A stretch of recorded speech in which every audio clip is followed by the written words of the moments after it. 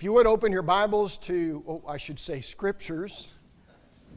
Open your scriptures to Mark chapter 10, where we're going to be taking our text this morning. We have a number of visitors with us this morning, and I feel obligated to make sure that you know that I'm not the regular guy here. I don't want anybody saying, honey, I'm just not sure about the preaching here. I'm not sure I want to come back. But I am very thankful to be able to fill in. Brent and Leah got in about 11:30 from Czechoslovakia last night. Started out at what time in Prague? 4 a.m. So, but I was happy when Brother Chrysler approached me about taking the reins today. So I hope that you will follow along in your Bible as we talk about Mark chapter 10. I remember an old preacher, I really don't remember his name, but he said in a gospel meeting where I was once, the best part of my preaching is when I'm reading Scripture. And I definitely agree that that's the case. I would not want to have to listen to one of my lessons without having the Bible open in front of me. We typically think of a person as having 5 senses, right? There's seeing, hearing, tasting, smelling, touching. And I know we have a lot of therapists in our number, so I probably need to mention proprioception as well. So that's kind of a 6th sense. And I think it's a fairly well-known phenomenon that when a person loses one of their senses, that the other senses will make up for it. And really, I think that this is most easily observed in when a person loses their sight. How their hearing becomes more acute, how even, their sense of smell maybe, or their sense of touch. In fact, for those of us who are sighted people, have you ever tried to read Braille? Have you ever tried to put your fingers on Braille? Especially driving through the drive-through, the ATM machine where they have the Braille on the numbers right there. I've never quite understood what that is all about. But anyway, you put your finger on those keys that have the Braille on them. I can't tell anything about that. But when a person loses their sight, their senses become more acute, even their sense of touch, so that they can read Braille. Here's another interesting thought. Sometimes we use the word see figuratively. I don't know if you remember the old country artist Ronnie Milsap. You might remember that he was blind, but I remember there were several of his songs where he refers in his music to seeing. Even though he was blind, we understand what he's talking about. You can see in ways, you can see things without your eyes. And so it's sort of within that context that I want to talk about this morning what the blind man saw. We're going to see that even though this man was blind, he saw things that people with perfectly good eyesight cannot see. And from this story, I think we can take away some very important lessons. Now, this account is given in 3 of the Gospels, Matthew, Mark, Luke. What is interesting about Mark is the fact that he focuses, there's actually 2 men that are healed. Okay, we find that out, I think that's in the book of Matthew, it's actually revealed that there were 2 men. But Mark focuses attention on one of them. And his attention is focused such that he even gives the man's name. We learn the man's name. And I'm going to talk about the significance of why I think Mark might have been doing things the way that he did when we get to the end of the lesson. But let's begin with the reading at verse 46 of Mark chapter 10. Now they came to Jericho. Stop right there. This is not just any trip that Jesus made to Jericho. We need to understand that Jesus is on his way to Jerusalem for the last time. He will soon enter the last week of his life. And I think that will become significant when we get to the end of the lesson as well. Again, verse 46 says, Now they came to Jericho. As he went out of Jericho with his disciples and a great multitude. All right, so we'll stop right there. The multitudes are probably headed toward Jerusalem for the same thing that Jesus is headed toward Jerusalem. No, not his crucifixion, but the Passover. Okay, so that's probably why we have this great multitude here. This is the same Passover that before which Jesus would observe with his disciples in the upper room. This is the same Passover feast during which Jesus would be crucified. All right, again, verse 46. Now when they came to Jericho, as he went out to Jericho, and with his disciples and a great multitude, blind Bartimaeus, the son of Timaeus, sat by the road begging. So our main character here, his name is Bartimaeus. And as Mark describes, the name Bartimaeus means literally son of Timaeus. And what is really significant, though, here is that Mark tells us he's blind. All right, so that is a matter of fact about Bartimaeus that we need to keep in front of us throughout the rest of the time that we're going to be looking at this text. Blindness is a real condition. There are people who are born blind. There are people who become blind as a result of something that might happen to them in their lives. And I think that we would all agree, not from experience, but perhaps from empathy, that blindness is a catastrophic condition. To not be able to see this room filled with people right now, to not be able to see your way as you walk, to not be so blessed as to go on a mountaintop and to be able to look down into a beautiful valley, or to see a sunrise or a sunset, to be able to feel the warmth on your face, but not to be able to actually see the sun. You can see then that blindness causes a person to miss out on a lot of things in life. Their lives become very challenging, and they have to accommodate their lives to their inability to see. This was Bartimaeus' life. But what I want to do is I want to take just a few moments to discuss how the Word of God seizes upon the reality of Bartimaeus' situation, which is blindness, in order to illustrate a very important spiritual malady that exists. There is a real thing. You won't find it in the DSM manual. You won't find it among all of the medical conditions that doctors learn about in medical school.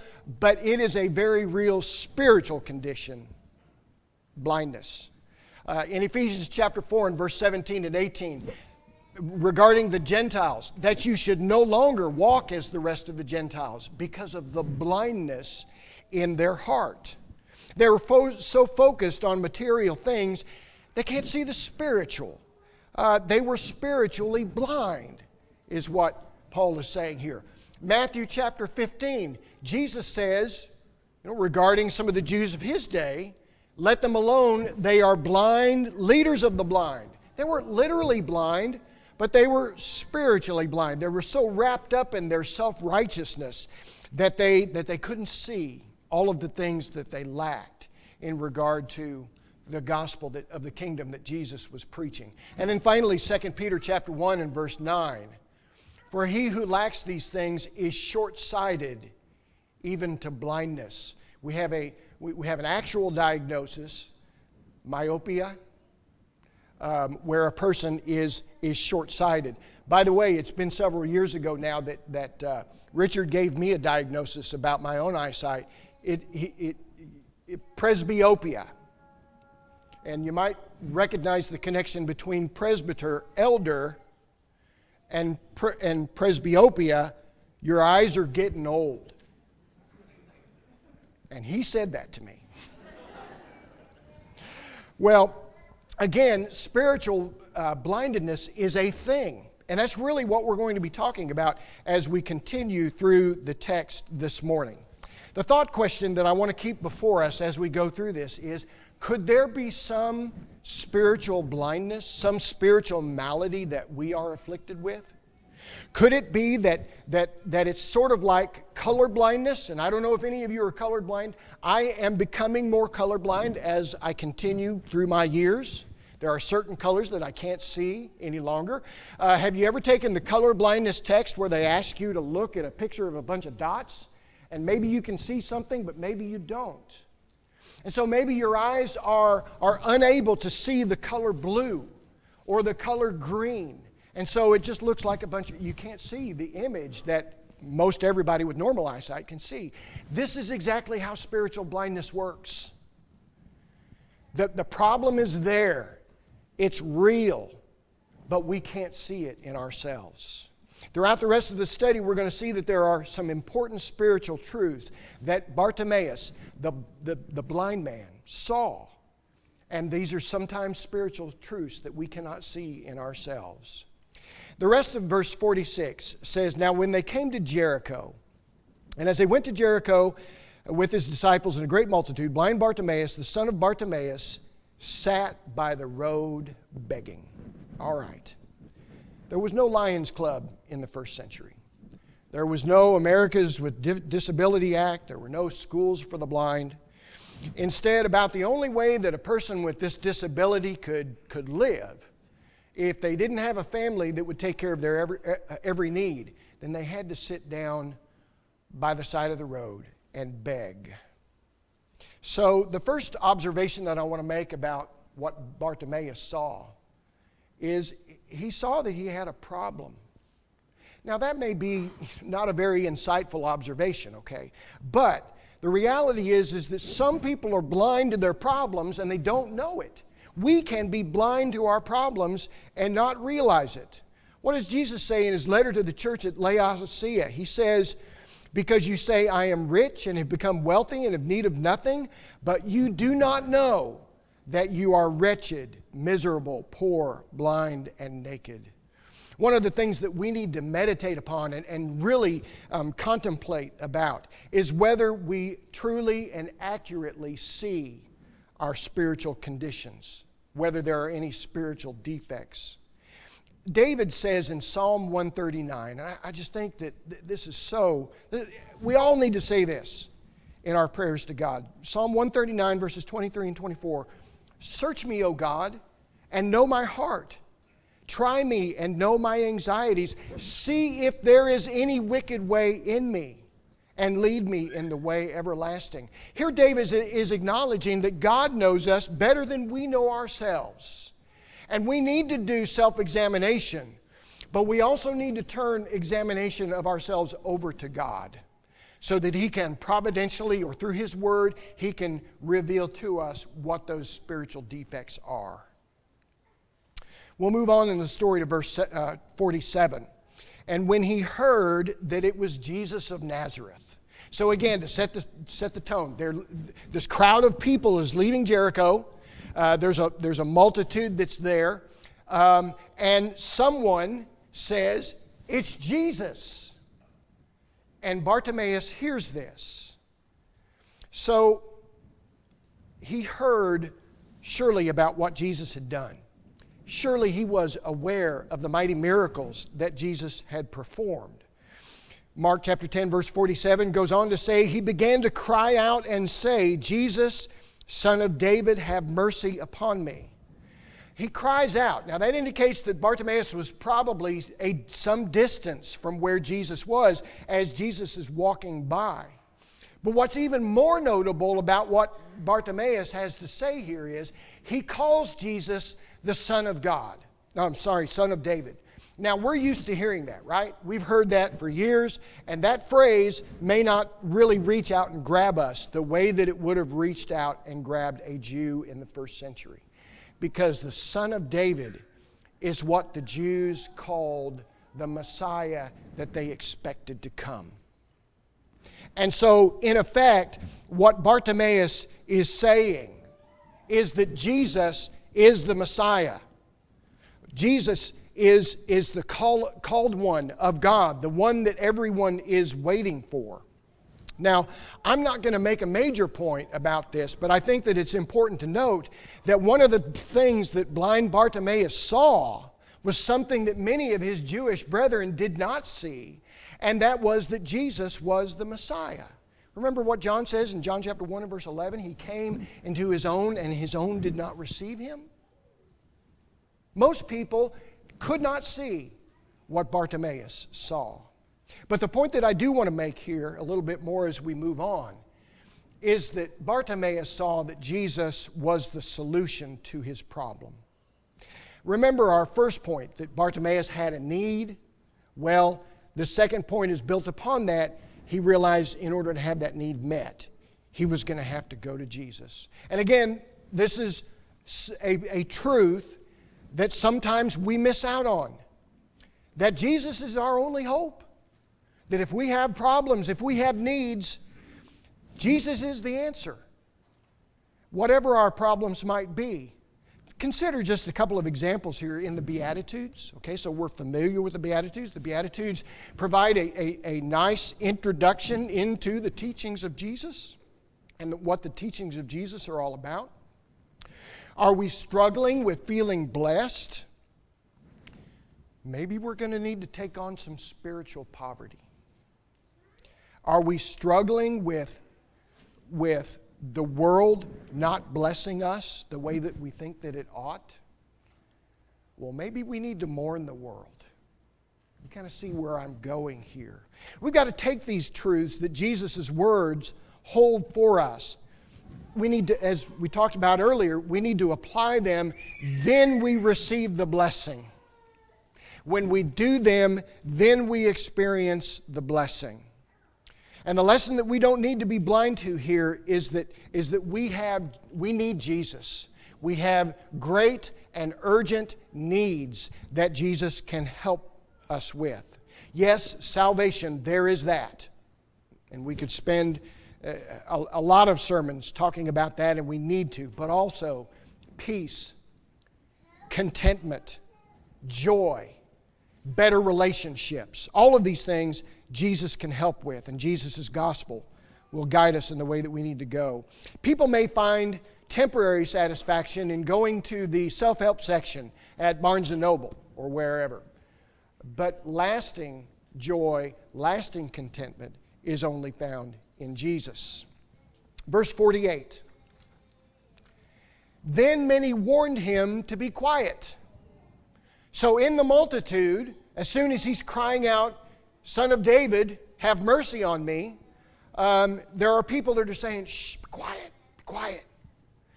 And I doubt that it's Jesus' disciples, because again, the way that I'm sort of conceiving this picture in my mind, Jesus is afar off, his disciples are probably with them. And so these people that are telling Bartimaeus to be quiet, they're probably people in the multitude.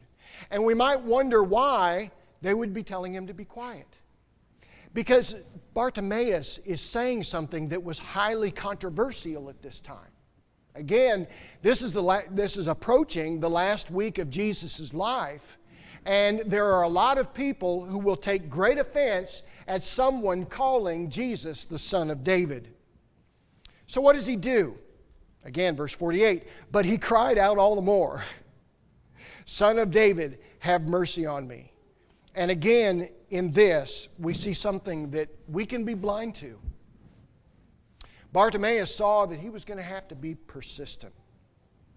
And I realize that we live in a society that invented the microwave oven. You know, indoor plumbing. Boy, I'm glad we don't have to go outside in the middle of the night. You know, we have all of these conveniences, right? And everything we can just take care of, and then we go off and we can do whatever we want to do. We're losing our sense for the need for persistence. You know that statement that is recorded in the Sermon on the Mount, ask and it will be given to you, seek and you will find, knock and it will be open to you? And you're probably thinking, oh yeah, that's over in the book of Matthew, the account of the Sermon on the Mount.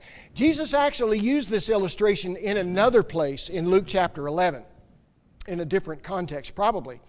And here's a story that Jesus tells, a parable, if you will, that Jesus tells before making that same point. He says, this is Luke chapter 11, verses 5 through 9. He said to them, which of you shall have a friend and go to him at midnight and say to him, friend, lend me 3 loaves, for a friend of mine has come to me on his journey, and I have nothing to set before him. And he will answer him from within, saying, do not trouble me, the door is now shut, and my children are with me in bed. I cannot rise and give to you. I say to you, though he will not rise and give to him because he is his friend, yet because of his persistence, he will rise and give him as much as he needs. So I say to you, ask, and it will be given to you. Seek, and you will find. knock, and it will be open to you. We need to realize that sometimes we're going to have to be persistent. Sometimes we're going to have to be relentless. If it's going to require persistence in order to maintain our faith, even in the darkest days of our lives, then remember what the Hebrew writer says in Hebrews chapter 11 and verse 6. Those who come to God must believe that He is, and that He is a rewarder of those who diligently seek Him. Blind Bartimaeus was not easily dissuaded from seeking Jesus. He sought Jesus even though the crowd tried to prevent him from doing that. Verse 49, so Jesus stood still and commanded him to be called. So Jesus stops. And what's amazing to me about this is that why didn't Jesus come to him? Why didn't Jesus leave the multitude where he was and come over to where Bartimaeus was? Because remember, Bartimaeus is blind, right? He can't see his way to get to Jesus. Why doesn't Jesus go over there to where Bartimaeus was? Well, I'm not sure. But maybe a couple of things. Maybe it was because Jesus wanted the crowds to see Bartimaeus go to Jesus. Maybe they needed to witness that. Maybe they needed to see Bartimaeus' desire to be healed. Maybe the crowds needed to see this man's persistence in getting what he wanted from Jesus.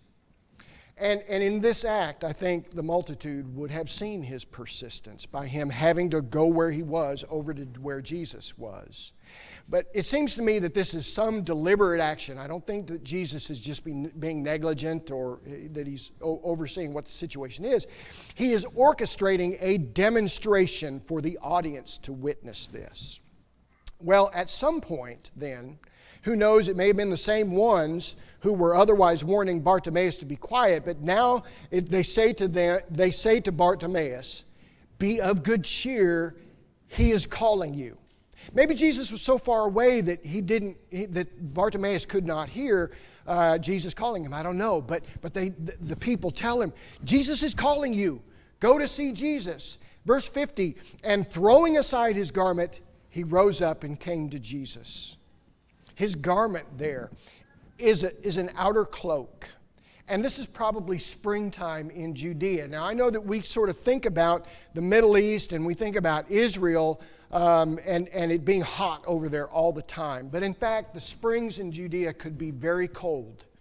And so he's casting off his garment and he would not have another one. This would be a very expensive, a very important piece of his protection from the elements. But what I think we see in this gesture is his anxiousness and his desire to be healed. He gets up quickly. He probably needs to have someone lead him to Jesus, but he is very quickly obeying Jesus' command. Verse 51, so Jesus answered and said to him, what do you want me to do for you? Do we really think that Jesus didn't know what he wanted him to do for him? No. But sometimes, whether it's God in some of the Old Testament accounts that we have, or whether it's Jesus in the Gospels, sometimes they want us to hear it, to say it. Sometimes they want us to say it for the benefit of others. And so Jesus asks him the question, what do you want me to do for you? And the blind man says to him, Rabboni, that I may receive my sight. Then Jesus says to him in verse 52, go your way, your faith has made you well. Now we need to settle on this for a little bit and unpack it. Jesus says, your faith has made you well. You're probably familiar with how, when faith healers are not as successful as they sort of expect to be, or the crowd expects them to be, then, their go-to saying is, well, they just didn't have enough faith. All right? So are we to conclude from this passage that maybe if the blind man had not had enough faith that Jesus would not have been able to heal him? I don't think that's what's going on here at all. Instead, think about it this way. What would have happened if Bartimaeus had no faith. Jesus would have walked out of Jericho. The multitudes would have followed him. Someone would have said, "There's Jesus." And he would have just sat there. And he would have just let the multitude go by. And he would have let Jesus go with them. And so that's how I think his faith made him well that day. His faith prompted him to cry out. His faith made him want to do something. And so that's our fourth and final point. His faith was going to have to prompt him to do something. And Bartimaeus saw that. And this is what a lot of people, this is sometimes what we don't see this. But think about it this way. Isn't that what the entirety of the rest of the Scriptures teach us? That faith is something that must be exercised. It must be prompted to call us to do something. Think about Hebrews chapter 11. By faith, Abel offered. By faith, Noah prepared. By faith, Abraham obeyed. By faith, Moses chose. Now Bartimaeus takes his place by these great men of faith, by acting upon his faith and seeking out Jesus that he might be healed. Bartimaeus saw a truth that many people are blind to, and that is that saving faith prompts us to do something. The demons believe, right? James chapter 2, but they don't do anything about it. We practice our faith. We put our faith into action. We do something. Here's the point. Blind Bartimaeus saw that was the kind of faith that makes a person whole. And maybe he didn't do that very thing on this particular day, but he exercised that kind of faith when he cried out to Jesus, "Son of David, have mercy upon me." Well, let's bring this to a conclusion. When Jesus says, "Your faith has made you well," that word "well" is actually a word that's quite often translated "saved" in the Scriptures. In fact, Mark chapter 16, "He that believeth and is baptized will be saved," same word. Your faith has made you well. And so it seems that he has been saved from his blindness, but I think there's something more going on here. It goes on to say, immediately he received his sight and followed Jesus on the road. Bartimaeus continued to follow Jesus on the road. Now let's extend the story out a little bit. He's going to Jerusalem. After he enters Jerusalem, he will be crucified 7 days later. There's not that much time that goes by between what happens on this day and Jesus' crucifixion. So we can see Bartimaeus continuing to be with the small number of disciples that remained faithful to Jesus, leading up to and through his crucifixion. I don't think it's too much of a stretch to see Bartimaeus among the 120 that were there in Acts chapter 1. And I don't think it's any stretch of the imagination to think that he was one of the 3,000 that was there on the day of Pentecost. See, why I think Mark takes the pain to separate Bartimaeus from the other man that was also healed on this day. And he tells us, he gives us the name of Bartimaeus, which doesn't mean a whole lot to us. It may have meant something to the early Christians. So that when they read the Gospel of Mark and they saw the story of Bartimaeus, what a thrill it would have been for those who knew Bartimaeus to know how the story began for him. Now, I don't know, that's speculation, right? But it's not too much of a stretch to think about it this way. This is the point that I want to leave with you as we close this morning. How is your story going to begin? Or how is your story going to proceed? Maybe it's not going to be written about in the Holy Scriptures, but it will be written about in the Lamb's Book of Life. And so we've come to the end of our study this morning where we have seen things that only a blind man at this particular time could see. And we've had revealed to us important truths. And the question that all of us need to ask ourselves is that, are we going to take these things with us? And are we going to allow them to illuminate our minds in regard to our self-examination? And is there any spiritual blindness in us? But as we extend the Lord's invitation, if you're here and have never rendered obedience to the gospel of Christ, your story can begin here today, even as Bartimaeus' story began and what we've talked about this morning. The invitation is extended. If you're here and subject to it, then come forward as together we stand and sing.